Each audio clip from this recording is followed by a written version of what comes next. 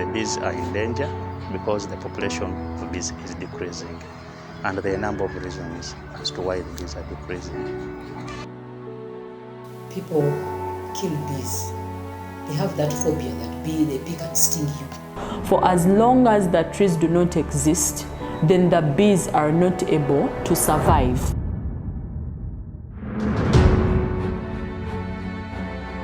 Honeybees are one of the greatest pollinators on earth. Our food, fruits, and our grain, they pollinate it all. But when was the last time you saw a bee? Bees live in colonies of 10,000 to 60,000 and it is hard to miss them. The ecosystem is made in such a way that trees need bees to pollinate them, and in return, the trees reward bees with nectar to make their honey. A continuous symbiotic relationship that has existed since the dawn of time, until humans came into the picture. Google images show a decrease in green cover in most urban areas in Uganda, whereas the queen bee lays thousands of eggs. Uganda's queens have failed to keep up with the rate of deforestation, as Carolina Nakajuri, the program's manager at Environmental Alert, explains. For as long as the trees do not exist, then the bees are not able to survive, because they specifically, I know you've heard from others that they specifically depend on this ecosystem kind of setup for their own survival. So the escalating levels of deforestation in Uganda, among the other things that they are affecting, is the fact that they are affecting the population of the bees and they are feeding together with their reproduction.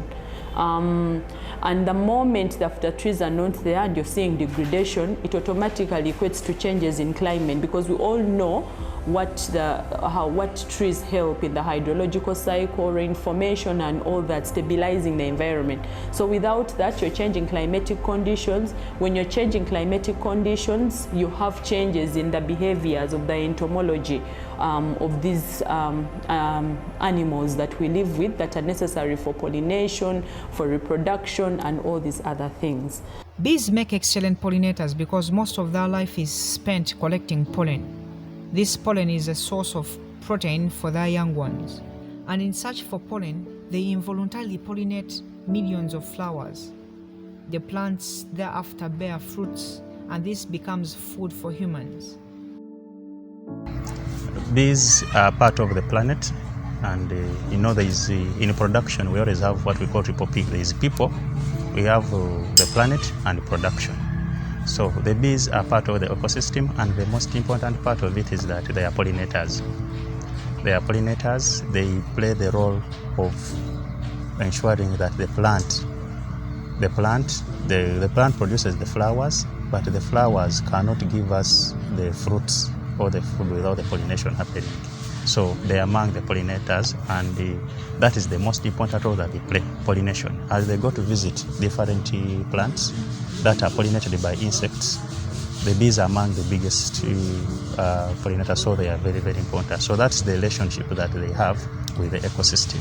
According to experts, bee populations have gone worryingly down as a result of human activities like deforestation, use of toxic non-selective insecticides in agriculture, amongst others. The forest is the biggest habitat for all biodiversity, including the bees. So the forest has a variety. I've mentioned the crops that people grow and are pollinated by bees. Those provide food. As the bees go to visit, the coffee, the beans, the avocado, the mangoes, the jackfruit, as they go to visit, in the process for them they go to pick a reward, which is pollen or nectar. In the process of picking, they are transferring, they are doing the pollination, which you remember very well. Now, for the forest, especially the natural forests, they have a variety of those flowers in the trees.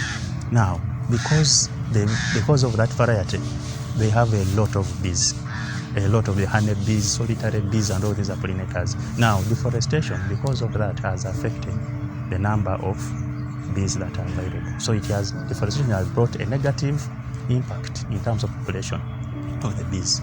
So that is how bad it is. We have cut down all their original habitats. Those are the forests. Tree trunks which have holes, those are the natural habitats of bees. We human beings come in and domesticate them. But the amount of pollution that is in the gardens, recently we have a research from 18 districts in Kampala, and they indicated that 89% of the air is full of glyphosate. Glyphosate is Roundup. You see why it is called Roundup? It kills everything, including the bees. This creates a real danger of hunger as big metropolitans like Kampala cannot produce their own food, instead rely on further away greener countryside towns for food production. We are the most offenders of the environmental conservation, but we do benefit from environmental produce, benefits of the environment. Apiary to happen, there must be a well-conserved environment. If you don't have a well-conserved environment, so it's gone. It's gone with the beehive production, but also even food security is also affected in a way that we shall not have production. That's why actually we see most of the food is imported from the upcountry sides, because in the center here we don't have that ground, production ground.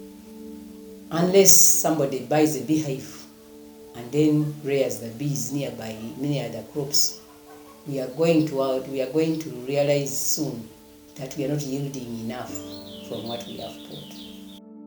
Other countries in the region have seen the importance of bees and put in place measures to conserve them. When I was still in Ministry of Agriculture, we realized this some years back.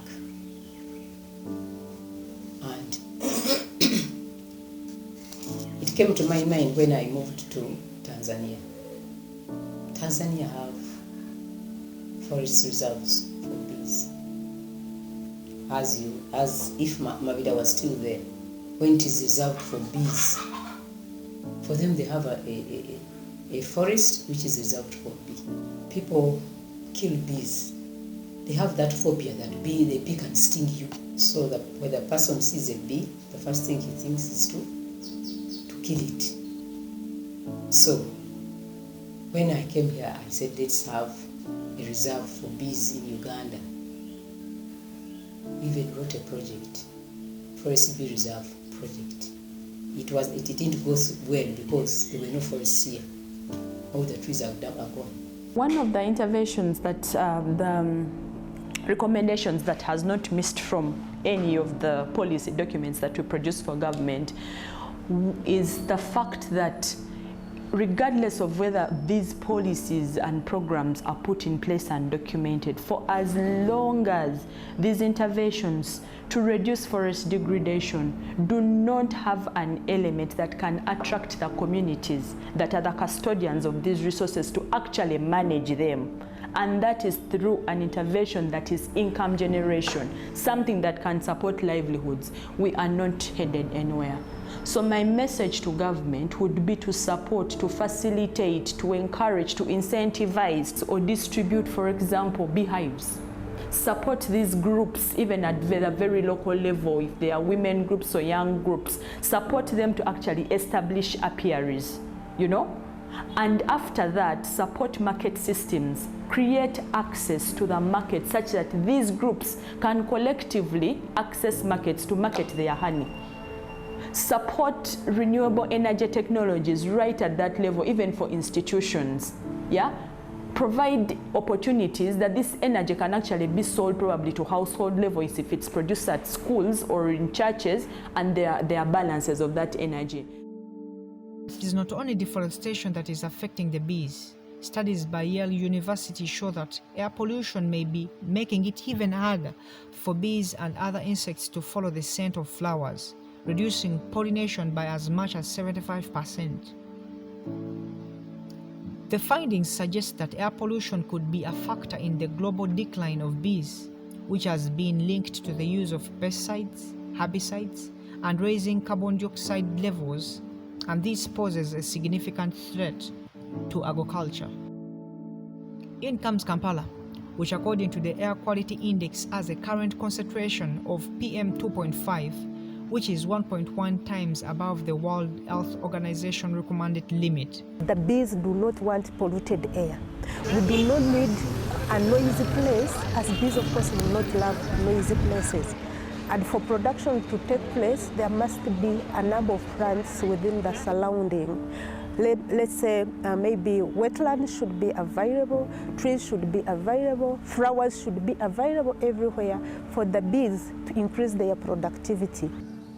With 9 out of 10 people in Africa breathing contaminated air, Engineer Barrio Mugisha is leading a team at Airco, a startup trying to offer solutions by monitoring air quality in Kampala. We collect air pollution data and apply artificial intelligence methods to analyze the data, live insights, to raise awareness and also inform actions to help reduce air pollution in Kampala.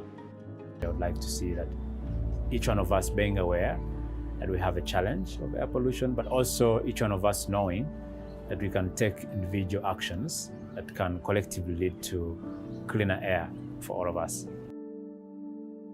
These problems, pollution, human-induced loss of forest cover, grip a threat on the existence of the greatest pollinators on Earth. My name is David Ssozi, a journalist with News 24/7.